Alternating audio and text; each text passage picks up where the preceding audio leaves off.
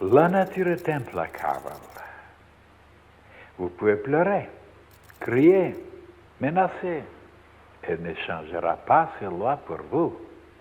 C'est à vous de vous incliner, d'obéir, de vous mettre en accord avec elle. Oui, la nature est implacable, irréductible. Vous direz qu'elle est cruelle. Non. Elle ne pense qu'à rendre les humains intelligents, beaux et surtout heureux. Mais quand elle voit qu'ils ont des têtes dures, que voulez-vous? Il faut bien qu'elle s'occupe de faire mûrir cette tête.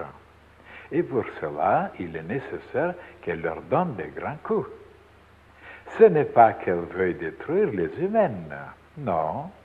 Elle a trop dépensé d'énergie à leur donner la vie et à entretenir cette vie pour décider maintenant de les supprimer.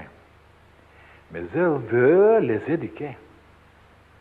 C'est pourquoi, tant que les humains se conduiront comme des enfants rébarbatifs, auxquels on demande de faire une chose et qui font tout de suite le contraire, et pour montrer qu'ils ont leur volonté propre, et alors ils recevront des leçons.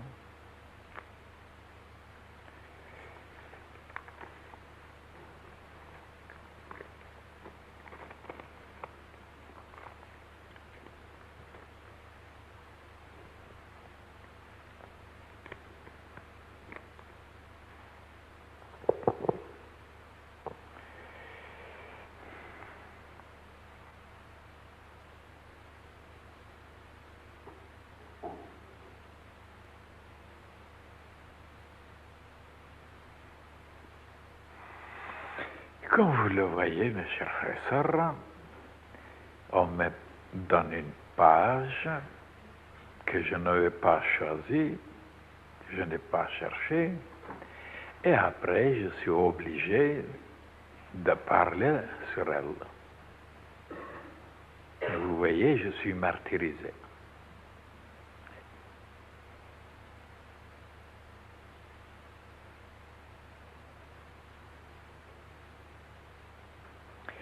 Et oui, le monde entier pense que la nature est dure et cruelle, implacable. Et pourquoi on les instruit comme ça? De penser que la nature n'est pas intelligente, n'est pas sensible, et n'a pas de projets et de buts magnifiques pour les humains. Donc c'est quelque chose.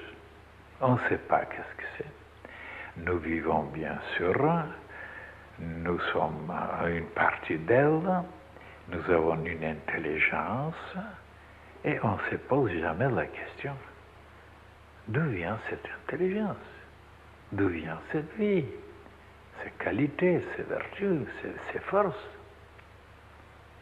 Oh, on dira, mais c'est moi qui les a provoqués, qui les a créés, qui les a façonnés.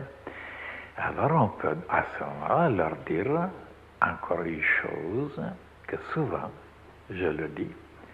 Mais comment ça se fait que tu n'ajoutes pas, tu n'augmentes pas ton intelligence, tu restes tellement bête, tellement stupide, puisque l'intelligence dépend de toi. La preuve qu'il ne peut pas l'augmenter et la vie la prolonger, ça prouve que ça vient de quelque part. Et là, en raisonnant, on constate ça. Et alors, si notre vie vient de quelque part, et notre intelligence, et nos forces, et tout, est-ce que nous ne sommes pas obligés d'étudier l'origine de tout ça, de connaître la source, de connaître quelles sont les lois, les règles, les méthodes, ainsi de suite, pour améliorer les choses, puisque il n'y a pas une créature sur la terre qui ne souhaite pas, qui ne demande pas le bonheur, la joie, la richesse, la force, de posséder tout, de savoir donc cette source d'où ça vient, toutes ces vertus, ces qualités, la vie, l'intelligence, qu'est-ce que c'est ça donc? Qu'est-ce que c'est cette nature?